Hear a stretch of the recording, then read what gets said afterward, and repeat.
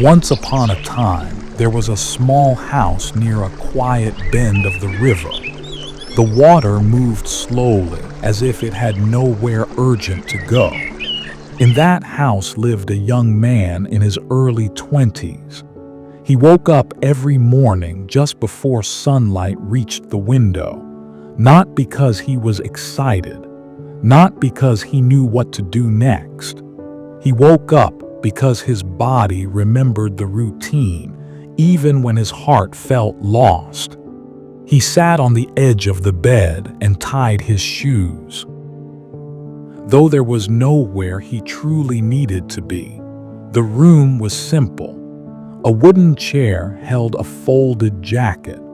A small clock ticked softly, making time feel heavy. The other side of the bed stayed empty, untouched, like a place meant for someone who never came. He washed his face with cold water and looked at himself without looking too long. He was still young, but his eyes carried quiet thoughts. His hands moved slowly, careful, as if rushing might hurt. He opened the window just a little. The river answered with a calm sound.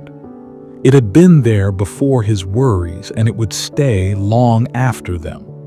Breakfast was silent, one bowl, one spoon. He ate slowly, not from hunger, but to let the morning pass gently. On the wall hung a coat he no longer wore. He left it there because taking it down felt harder than ignoring it. After eating, he stepped outside. The ground near the river was damp, holding yesterday's footprints. He walked the same path as always, passing an old wooden bench with peeling paint. He sometimes sat there, but never for long. Sitting made him think, and thinking felt heavy. In his pocket was a small key. It no longer opened anything. The place it belonged to was gone, still he kept it. His fingers touched it without thinking, as if checking whether the past was still real.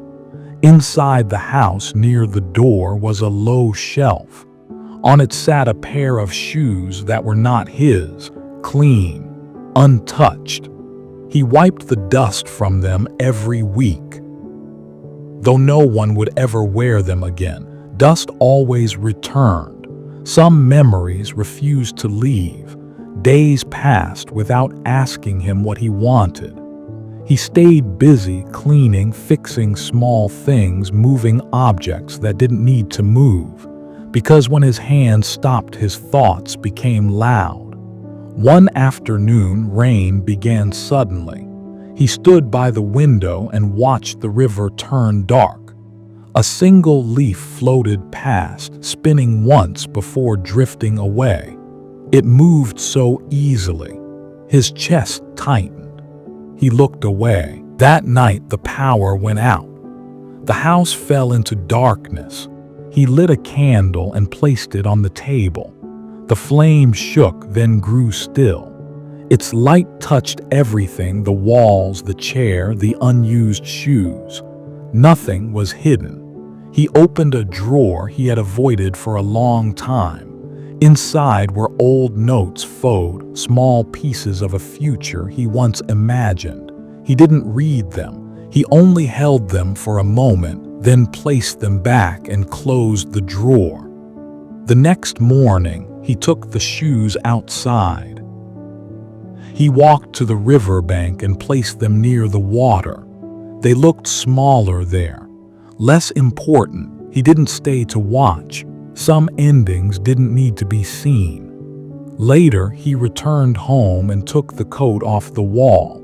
The empty space felt strange but lighter. He touched the wall once, then walked away.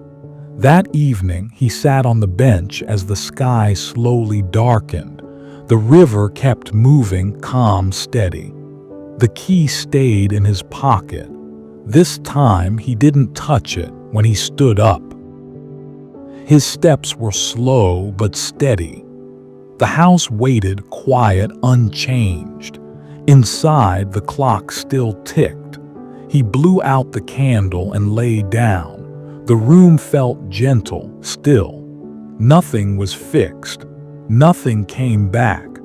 But as the river flowed through the night, the young man rested, not because everything was clear, but because he had stopped holding on. And sleep came softly without asking him to remember.